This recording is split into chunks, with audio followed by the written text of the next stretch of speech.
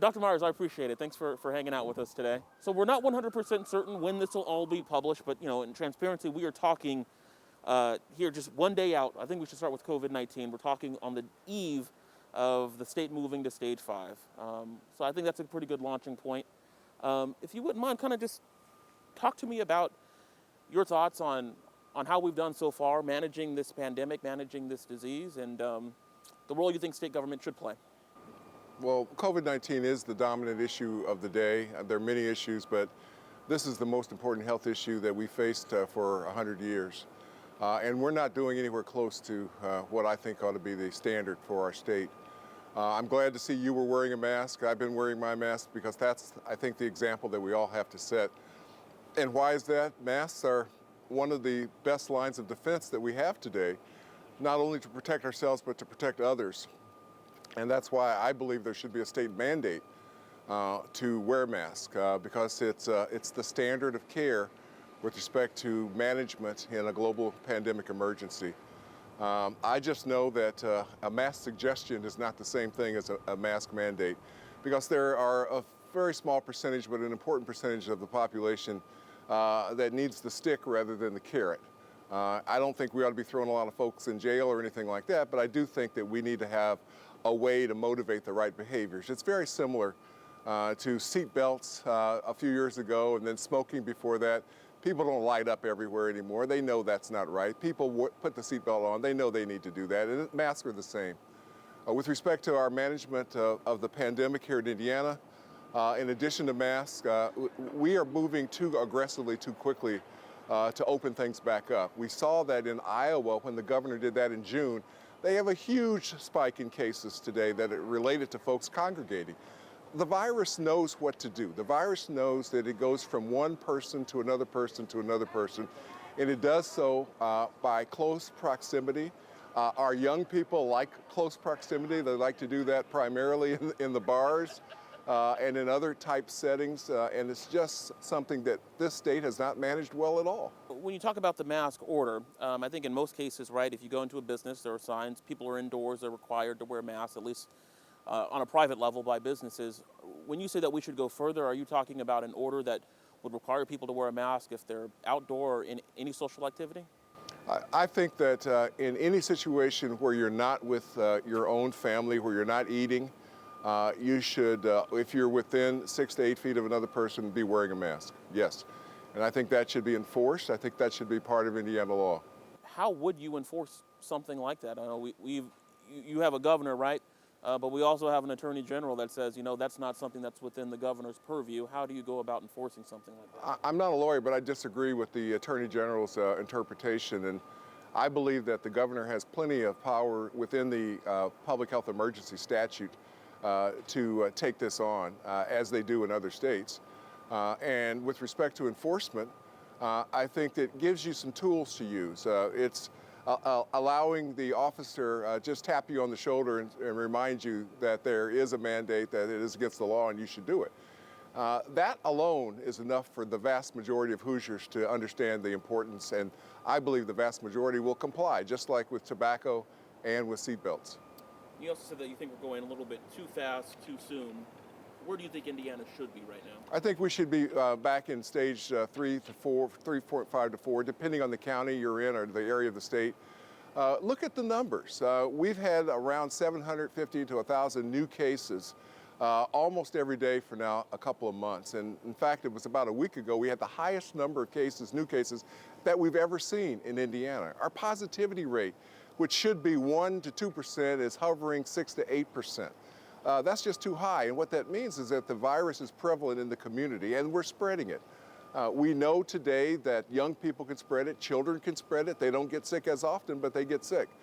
And we know that they spread it to the vulnerable in our population. So we should be concentrating our testing resources where we have the most cases. We should certainly do more to help the staff in our nursing homes, and we should make that information about prisons, where family members are worried about the incarcerated individual, make sure that they have the information as well. We shouldn't punish the families of the prisoners. Let them know what's going on. So Those are the steps that I think could be taken relatively quickly, should have been taken months ago, and in the Myers-Lawson administration will absolutely be taken.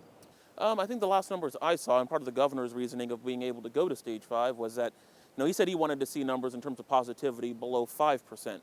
I think the numbers that they presented was that statewide, those numbers are below 5%. Do you have reason to dispute that? Yeah, I do. The depends on what numbers you're talking about. You have to look at averages, you have to look at trends. But more importantly, you have to look at the states that are doing well. Back in the Northeast now, where they had huge problems, they put their mandates in place, and now look, they're in the 1% to 2% range. And what that means is that the virus is much less prevalent in the community, and if it's much less prevalent, you can't spread it as quickly. I know Facebook is never really a good barometer to really see how people truly feel, but it does seem that there is some unpopularity when you're talking about restrictions still. I mean, there are people that want the state to be fully opened. Do you think that that's something that most people support when you're talking about moving back stages?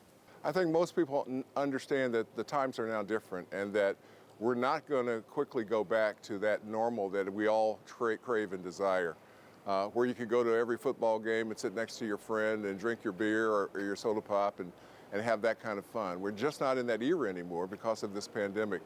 And I think most people are reasonable. They see that and they know what we have to do. Always there are going to be a percentage of folks that either don't want it to be true or won't believe the science. And that's unfortunate. That's a challenge for us, and we have to do a much better job of educating folks. But the vast majority of Hoosiers have really good common sense. And as long as the health officials here and in Washington are saying the same thing, which has not always been the case, and I know will be the case once Joe Biden is president, we'll have a much better understanding of the population and we'll get much more compliance. One more thing about COVID that I did want to touch on is vaccine. There's a possibility that in the coming months here, that person in governorship, if we're talking about after the election or even in January, we'll have to have some sort of plan about how they want to distribute a vaccine, or what type of methods we want to go about doing that. What role do you see government playing in that, state government playing in that, and do you think we're ready for that right now? Well, in a Myers-Lawson administration, I'm going to use all of the skills I've acquired as a physician, as a public health leader, to collaborate with the new officials in the CDC, the new officials in the FDA.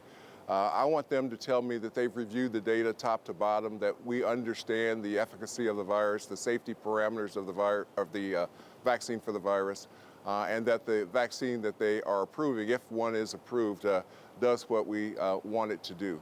If that doesn't happen, then I'm not going to be an advocate. I worry today because I believe that both agencies have lost some credibility, and that's truly unfortunate. I've been working with CDC and FDA now for over 30 years, and I've never seen this kind of backtracking, of instability in those agencies that we see today. So I'm concerned, and therefore I'm going to wait until we have new leadership in both of those agencies and to collaborate with them on what we should do as a state and a nation. I'm very hopeful that we'll have a great vaccine to use. I'm very hopeful that after that new review that folks will be confident to take it. Let's say that all those criteria are met, though, that we have a vaccine that we understand is safe and effective.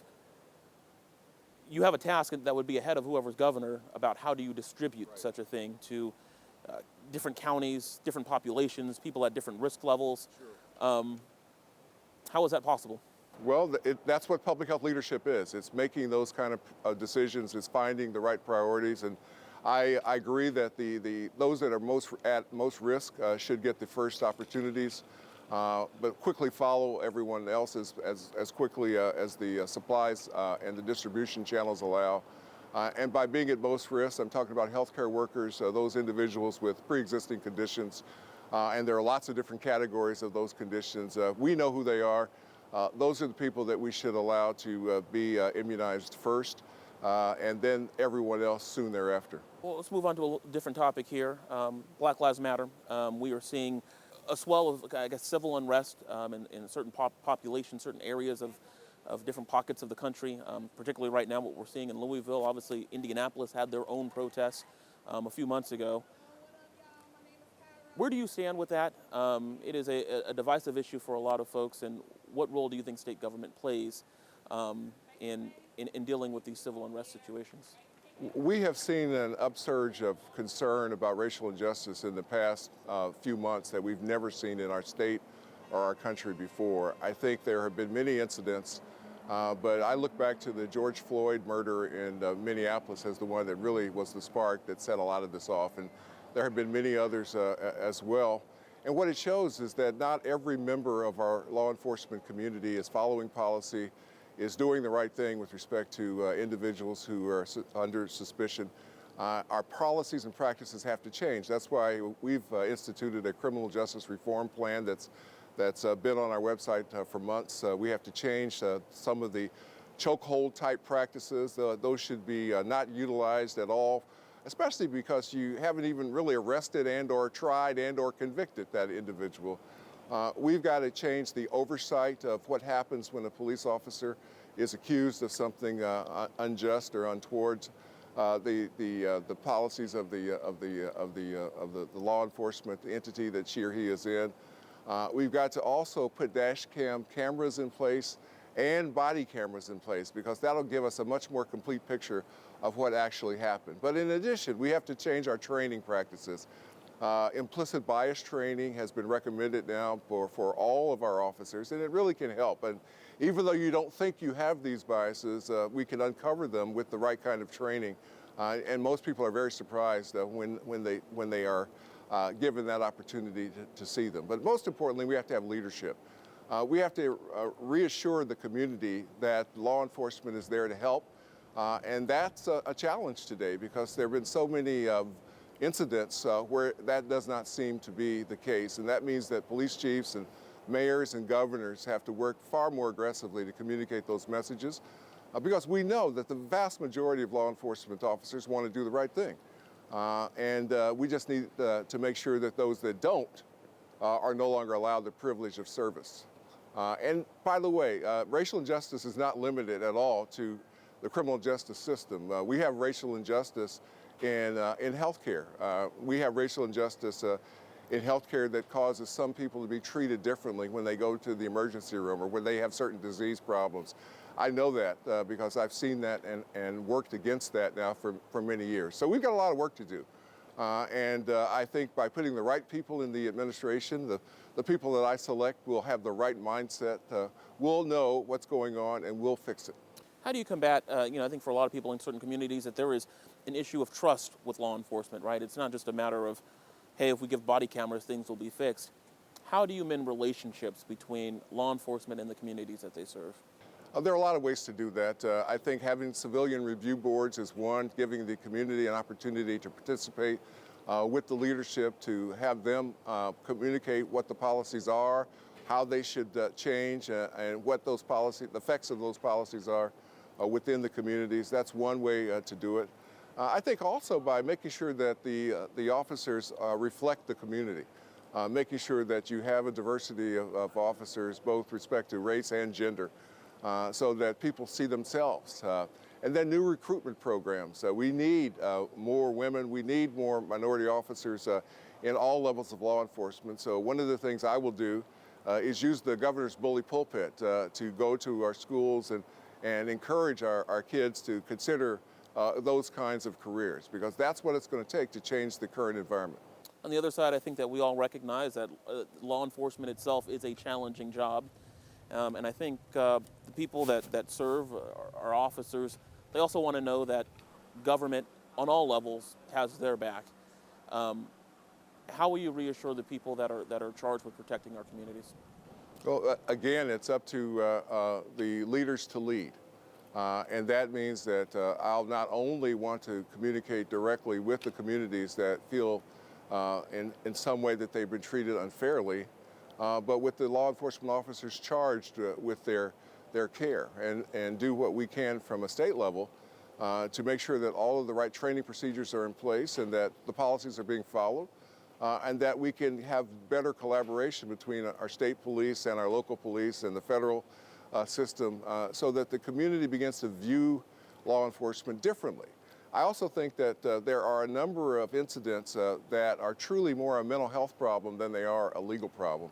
And I would like to reprogram some of the funding that law enforcement receives such that we get mental health professionals involved. If you get called to 123 Main Street often, and we know that someone at 123 Main Street has a mental health issue, then it is highly likely that if you bring a mental health professional to the 123 Main Street, you're going to affect a different outcome than if it's simply an officer.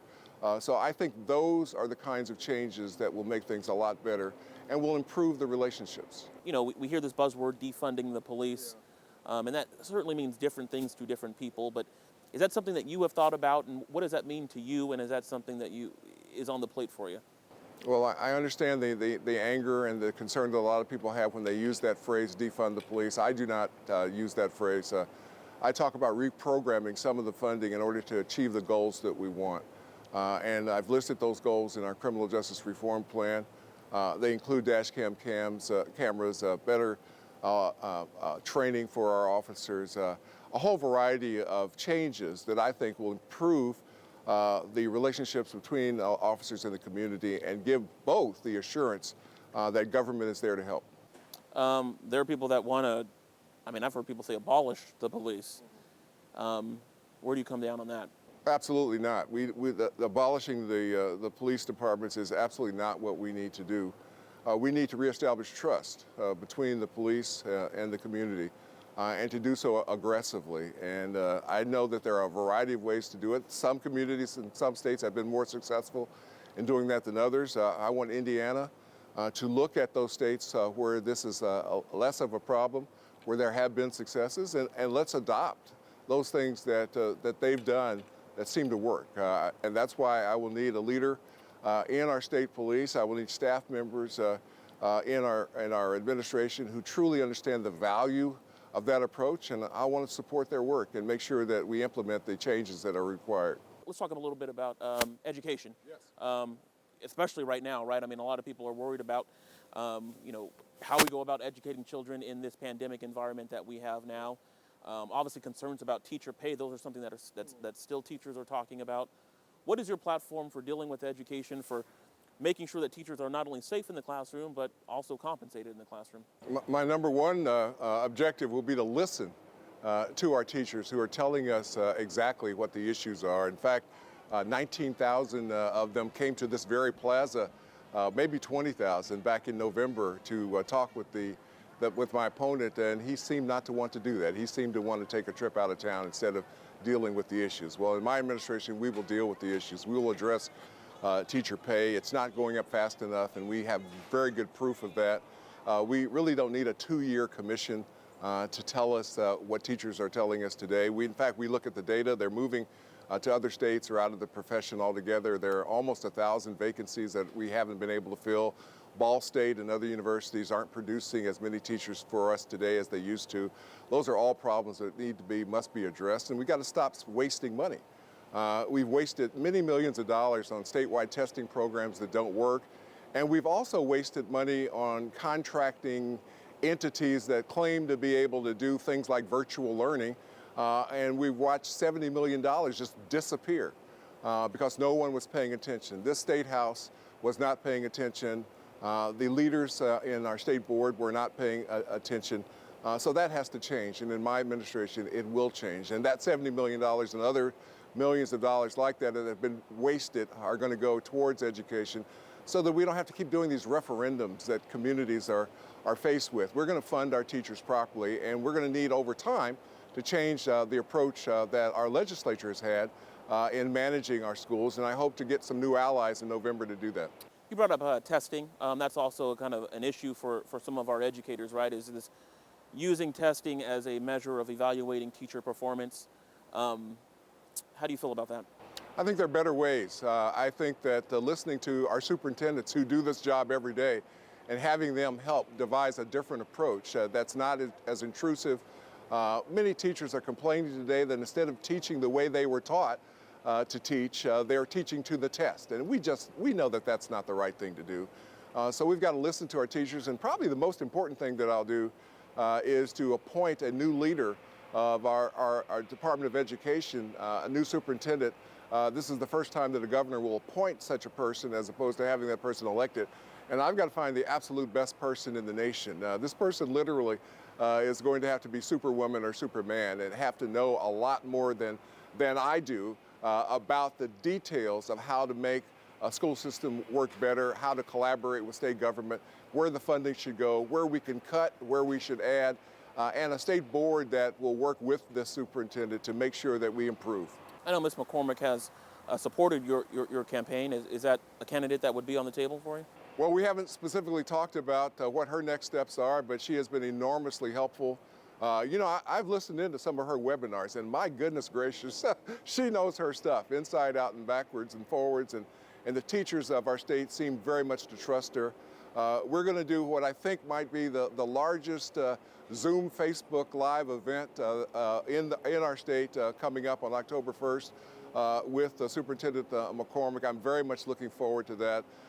And hopefully all the teachers in our state will tune in to understand specifically what she thinks ought to happen and my reaction and how we can collaborate together.